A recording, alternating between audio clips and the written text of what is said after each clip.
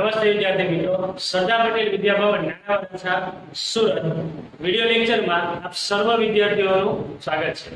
વિદ્યાર્થી મિત્રો, આજે આપણે ધોરણ 10 માં પ્રકરણ 3 દ્વિચલ સુરેખ સમીકરણ વિશે ચર્ચા કરીશું। તો વિદ્યાર્થી મિત્રો, આજે પ્રકરણ 3 નું આપણે પુનરાવર્તન જોઈએ કે જેમાં દ્વિચલ સુરેખ સમીકરણ કોને કહે છે। ફરીથી બોલું છું, દ્વિચલ સુરેખ સમીકરણ કોને કહે છે કે વિદ્યાર્થી મિત્રો, તેની વ્યાખ્યા અનુસાર કે જો a b અને c એ વાસ્તવિક સંખ્યા હોય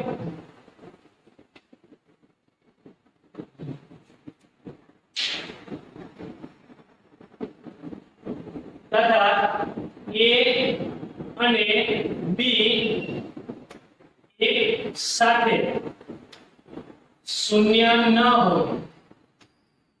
ફરીથી બોલું છું વિદ્યાર્થી મિત્રો કે જ્યાં a b અને c વાસ્તવિક સંખ્યા હોય અને a અને b એક સાથે શૂન્ય ન હોય તથા તેમજ તે ax by c બરાબર 0 ના સ્વરૂપમાં મૂકી શકાય તો તે x ચલ અને y ચલમાં દ્વિચલ સુરેખ સમીકરણ છે તે કહેવાય। અહીંયા x અને y બે ચલ છે વિદ્યાર્થી મિત્રો, x અને y કેવા છે? બે ચલ અને બંનેની ઘાત x અને y બે ચલ છે, બંનેની ઘાત 1 છે, એટલે એ સુરેખ સમીકરણ થશે। વિદ્યાર્થી મિત્રો, ફરીવાર વ્યાખ્યા બોલું છું કે જો a b અને c એ વાસ્તવિક સંખ્યા હોય અને a અને b એક સાથે શૂન્ય ન હોય તેમજ તે ax by c સ્વરૂપમાં મૂકી શકાય તો ચલ x અને ચલ y માં તે દ્વિચલ સુરેખ સમીકરણ છે તેમ કહેવાય। વિદ્યાર્થી મિત્રો, આ તો છે આપણે દ્વિચલ સુરેખ સમીકરણની વ્યાખ્યા।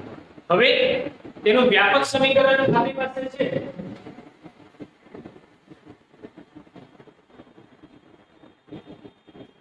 વ્યાપક સમીકરણ ax by c બરાબર 0।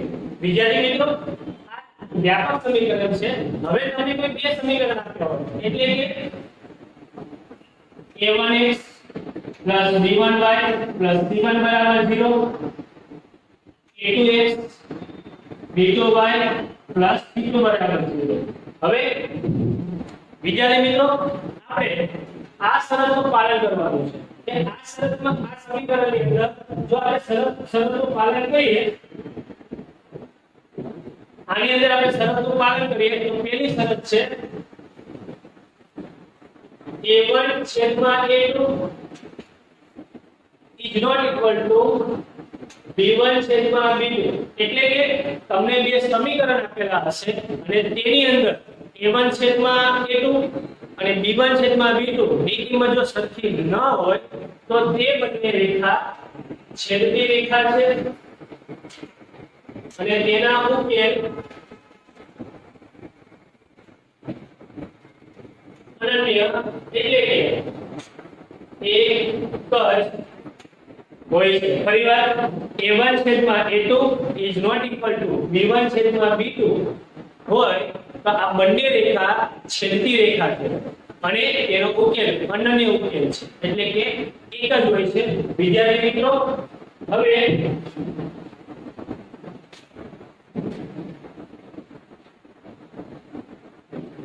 આપણે બીજું એક સમીકરણ પ્રમાણે જોઈએ કે જો a1 છેદમાં a2 બરાબર b1 છેદમાં b2 બરાબર c1 છેદમાં c2। વિદ્યાર્થી મિત્રો, જો 3 ની કિંમત સરખી હોય તો તે સમાંતર રેખા આ સંપાતી રેખા છે અને સંપાતી રેખા હોય તો તેનો ઉકેલ અનંત હોય છે. ફરી એક વિદ્યાર્થી મિત્રો, a1 છેદમાં a2 is not equal to b1 છેદમાં b2 હોય તો તે છેદતી રેખા છે અને તેનો ઉકેલ અનન્ય છે. જ્યારે a1 છેદમાં a2 બરાબર b1 છેદમાં b2 બરાબર c1 છેદમાં c2 એટલે કે તે સંપાતી રેખા હોય તો તેનો ઉકેલ અનંત છે. હવે જો a1 છેદમાં a2 બરાબર b1 છેદમાં b2 એટલે કે આ બંનેની કિંમત સરખી હોય પરંતુ c1 છેદમાં c2 એટલે કે c1 અને c2 ની કિંમત જુદી જુદી હોય તો તે બંને રેખા સમાંતર રેખા કહે છે. અને વિદ્યાર્થી મિત્રો, તમને પણ ખબર છે કે સમાંતર રેખા હોય તો તે એકબીજાને ક્યાંય છેદતી નથી, માટે તેનો ઉકેલ મળશે નહીં, એટલે કે ઉકેલ ન હોય. એકવાર ફરીથી દ્વિચલ સુરેખ સમીકરણની વ્યાખ્યા. વિદ્યાર્થી મિત્રો, કે જો a, b અને c એ વાસ્તવિક સંખ્યા હોય અને જેમાં a અને b એક સાથે શૂન્ય ન હોય એટલે કે તે a1x b1y ax by c બરાબર 0 સ્વરૂપમાં મૂકી શકાય તો જ્યાં x અને y એ દ્વિચલ સુરેખ સમીકરણ છે તે કહેવાય. એનું વ્યાપક સમીકરણ ax by c બરાબર 0. હવે વિદ્યાર્થી મિત્રો, જો તમને બે સમીકરણ આપ્યા હોય અને તમને એમ કે તેના ઉકેલ શોધો તો તેના શોધવા માટેની રીતના સૂત્ર અહીં મુજબ છે કે જો a1 છેદમાં a2 is not equal to b1 છેદમાં b2 એટલે કે a1 છેદમાં a2 અને b1 છેદમાં b2 ની કિંમત સરખી નથી તો તે બંને છેદતી રેખા છે એટલે કે તેનો ઉકેલ અનન્ય એટલે કે ફક્ત એક જ હોય છે. જ્યારે a1 છેદમાં a2 બરાબર b1 છેદમાં b2 બરાબર c1 છેદમાં c2 હોય એટલે કે ત્રણેયની કિંમત જો સરખી હોય તો તે સંપાતી રેખા છે અને તેનો ઉકેલ અનંત હોય છે. જ્યારે a1 છેદમાં a2 બરાબર b1 છેદમાં b2 બે સરખા હોય પરંતુ c1 છેદમાં c2 સરખા નથી તો તેવી રેખા એ સમાંતર રેખા કહે છે અને સમાંતર રેખા હોય તો તેનો ઉકેલ હોતો નથી. હવે વિદ્યાર્થી મિત્રો, આપણે આના સૂત્ર ઉપરથી તમને હું સમીકરણ આપું છું, પછી તમારે કહેવાનું છે તેના ઉકેલ કેટલા છે. તો પહેલું સમીકરણ જોઈએ.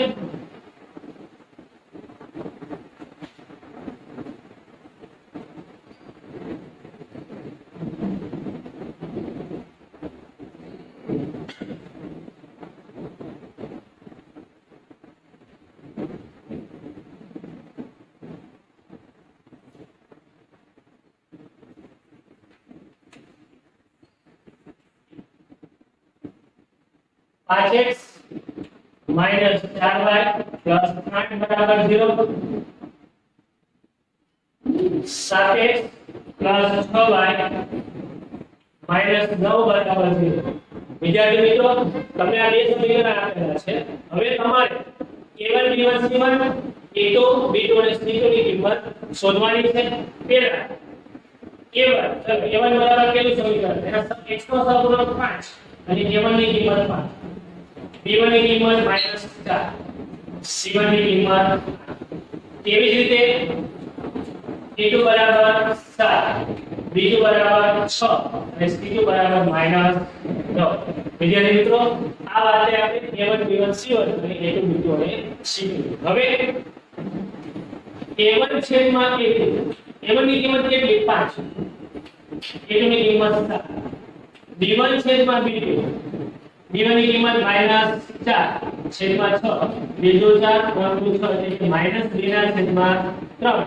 તેવી જ રીતે c1 છેદમાં c2 8 છેદમાં -9. વિદ્યાર્થી મિત્રો, અહીંયા આપણે ખાલી શરૂઆતમાં બે પદ જોઈએ તો આ બંનેની કિંમત સરખી નથી એટલે કે a1 છેદમાં a2 is not equal to b1 છેદમાં b2. તો a1 છેદમાં a2 is not equal to b1 છેદમાં b2 એટલે કઈ રેખા કહેવાય? છેદની. અને એનો ઉકેલ કેવો હોય? અનન્ય. એ લખી શકાય કે તેનો ઉકેલ અનન્ય ઉકેલ. વિદ્યાર્થી મિત્રો, આ રીતનો પહેલો દાખલો પૂરો થયો. હવે બીજું ઉદાહરણ જોઈએ.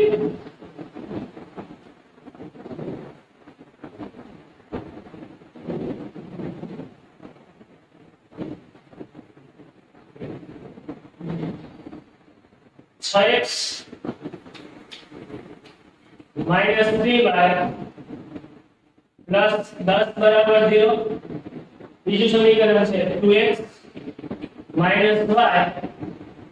પ્લસ 9 બરાબર 0. વિદ્યાર્થી મિત્રો અહીંયા આપણી પાસે બે સમીકરણ છે.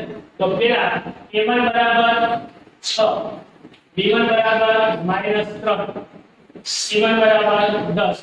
એવી જ રીતે a2 બરાબર 2, b2 બરાબર -1. અહીંયા કોઈ કિંમત નથી એટલે -1 માઈનસ ની નિશાની છે. કોઈ સહગુણક ન હોય ત્યારે એ લખી શકાય.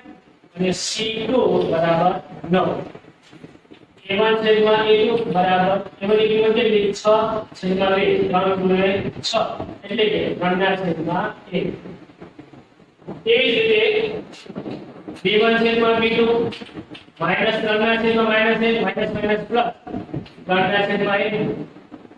c1 છેદમાં c2 c1 ની કિંમત 10 છેદમાં 9. તો વિદ્યાર્થી મિત્રો a1 છેદમાં a2 બરાબર b1 છેદમાં b2 પણ is not equal to c1 છેદમાં c2. એટલે કે a1 છેદમાં a2 અને b1 છેદમાં b2 ની કિંમત સરખી છે પરંતુ c1 અને c2 ની કિંમત સરખી નથી. તો આ માટે આપણે આ સમીકરણ લાગુ પડે છે કે a1 છેદમાં a2 is equal to b1 છેદમાં b2 is not equal to c1 છેદમાં c2. એટલે કઈ રેખા કહેવાય? સમાંતર રેખા. અને તેનો ઉકેલ ન હોય. તો વિદ્યાર્થી મિત્રો આ જ રીતે તમને કોઈ પણ સમીકરણ આપેલા હોય તો તમને આવડવા જોઈએ. હવે નવું ઉદાહરણ લેશું.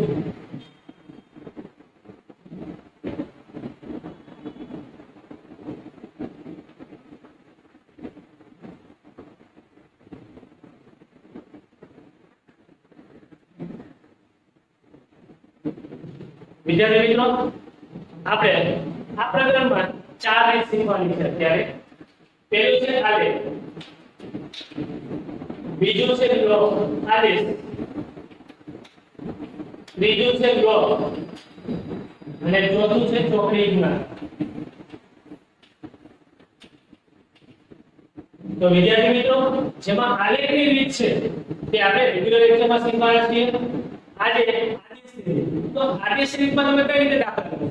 તો વિદ્યાર્થી મિત્રો જ્યારે પણ આદેશની રીત આવે ત્યારે તમારે x અને y બંનેમાંથી કોઈ પણ એકને સૂત્રનો કર્તા બનાવવાનો છે. ફરીથી બોલું છું, જ્યારે પણ આદેશની રીત હોય ત્યારે તમારે x અથવા y બંનેમાંથી કોઈ પણ એકને સૂત્રનો કર્તા બનાવવાનો છે. તો હું પહેલો દાખલો જોઉં.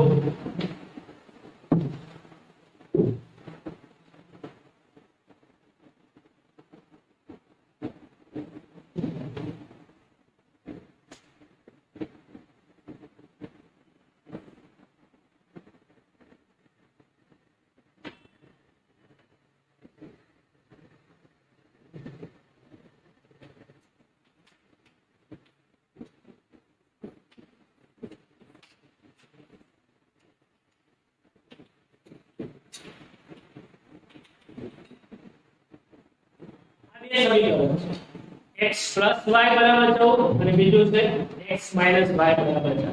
વિદ્યાર્થી મિત્રો આ બંને સમીકરણમાંથી આપણે કોઈ પણ એક સમીકરણનો ઉપયોગ કરશું. તો પહેલા સમીકરણનો ઉપયોગ કરીએ અને સમીકરણ 1 આપીએ અથવા આને 3 આપી દઈએ અને 2 આપીએ. તો પહેલું સમીકરણ કયું છે? x plus y બરાબર 14.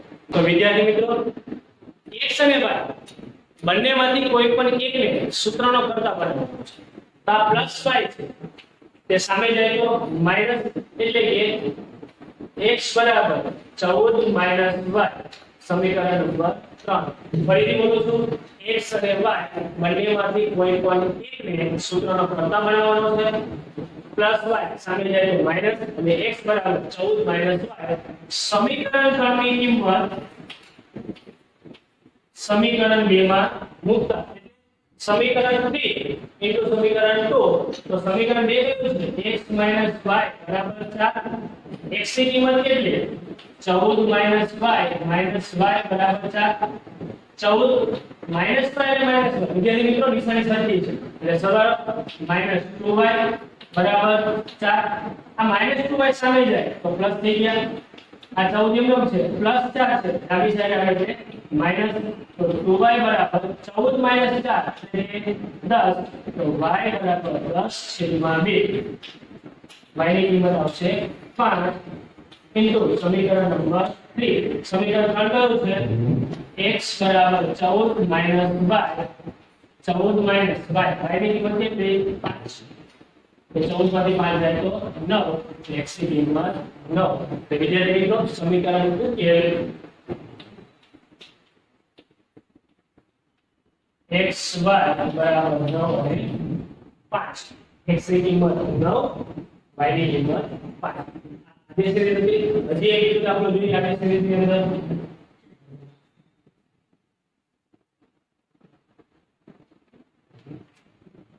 0.2x plus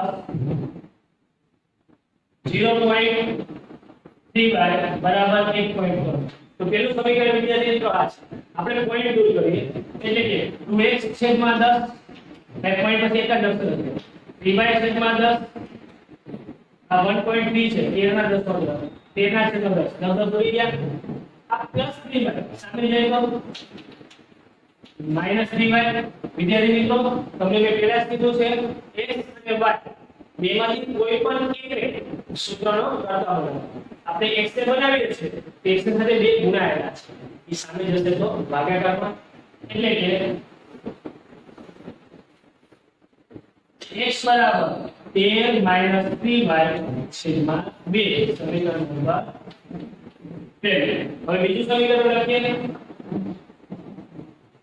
0.4x plus 0.5y बराबर 2/3. विद्यार्थी मित्रों पॉइंट दूर करो 4x छेदમાં 10 5y छेदમાં 10 23 छेदમાં 10 तो 4x plus 5y बराबर 23. समीकरण नंबर 2.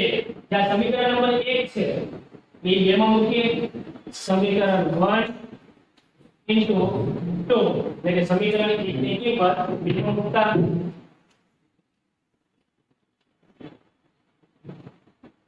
4 x ની કિંમત કેટલી 13 માઈનસ 3y છેદમાં 2 પછી પ્લસ 5y બરાબર 23 2 ગુણ્યા 4. તો વિદ્યાર્થી મિત્રો આ 2 છે એ આખા કૌંસ સાથે ગુણાય જાય અને 2 ગુણ્યા 13 2 26 3 2 6 પ્લસ 5y બરાબર 23 26. આ 6 માંથી 5 જાય તો y મોટા નિશાની માઈનસ તો માઈનસ y છે સામે જાય તો પ્લસ થઈ જાય અને પ્લસ 23 સામે આવે તો માઈનસ તો y બરાબર 3 ઇન્ટુ સમીકરણ નંબર 1.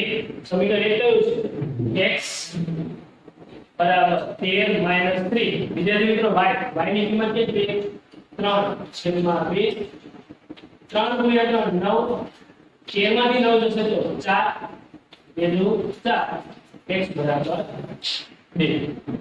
વિદ્યાર્થી મિત્રો આ થઈ આદેશની રીત. હવે રો અને ચોકડી ગુણાકારની રીત બાકી છે જે આપણે આની પછીના લેક્ચરમાં જોશું. નમસ્કાર.